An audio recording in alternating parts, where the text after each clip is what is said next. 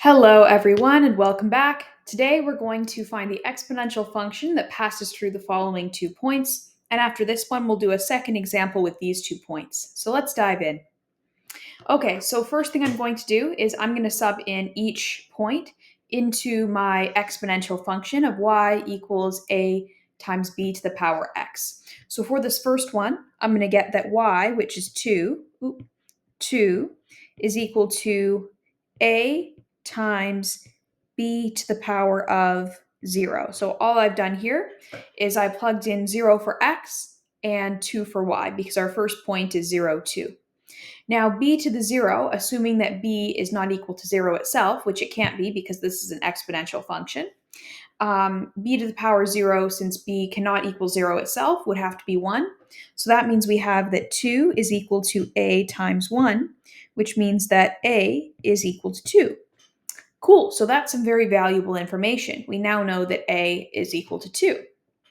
Now that we know that a is equal to 2, for the second point, what I'm going to do is I'm going to plug in 1 for x, 8 for y, and 2 for a, because now we know that a is 2.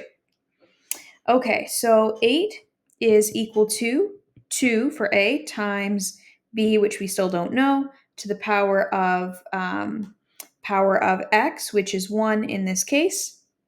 Therefore, 8 is equal to 2 times b, which means b is equal to 4.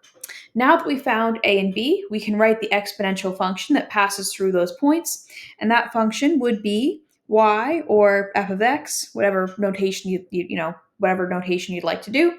Y is equal to 2 times 4 to the power of x, like that. And there we go. Now, you might be saying, well, the only reason we were able to find a like this so easily is because the first point had 0 for x, and so of course y would just be equal to a, and so of course we found out that a was 2, right? But that won't always be the case. So we're also going to do another example with this where that's not the case, where here they didn't give us 0 comma 0 comma y for that intercept there. They didn't do that here. So let's talk about how we would solve it, how we would figure this out if we just had points like this. So we're going to start off pretty similarly. We're going to write out this formula again, but subbing in x and y. So for this first one, the first point is 1, 2. So I'm going to sub in 2 for y and 1 for x. So it's going to be 2 is equal to a times b to the power 1, which means that 2 is equal to a times b. Okay, now I'm going to skip ahead for a minute. I'm going to look at my second point and do the same thing. Here we have that the second point is 318. So that means that 18 is equal to a times b to the power of 3.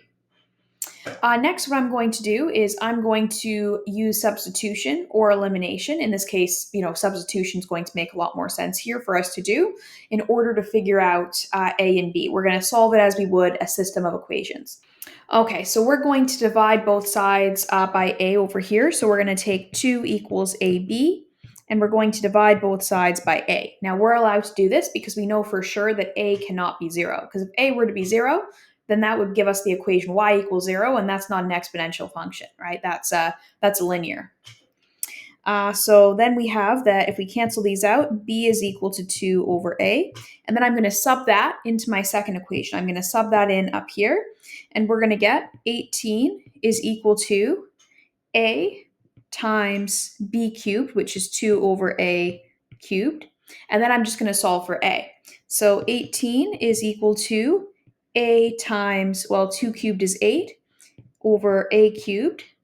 And then we're going to cancel out this a with one of these a's. So we end up getting that 18 is equal to 8 over a squared, which means that a squared is equal to 8 over 18, which is equal to 4 over 9. So if a squared is equal to 4 over 9, I guess we're running out of room here.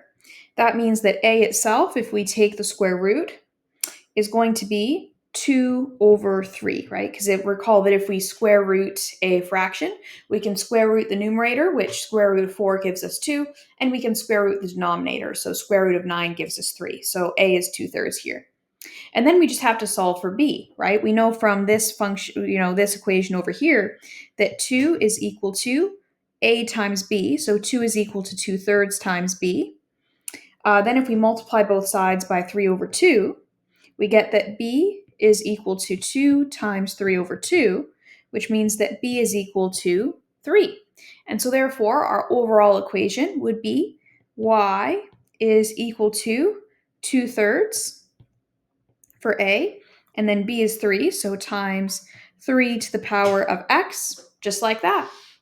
As always, if you have any questions, please leave them in the comment section, and we'll see you for the next one.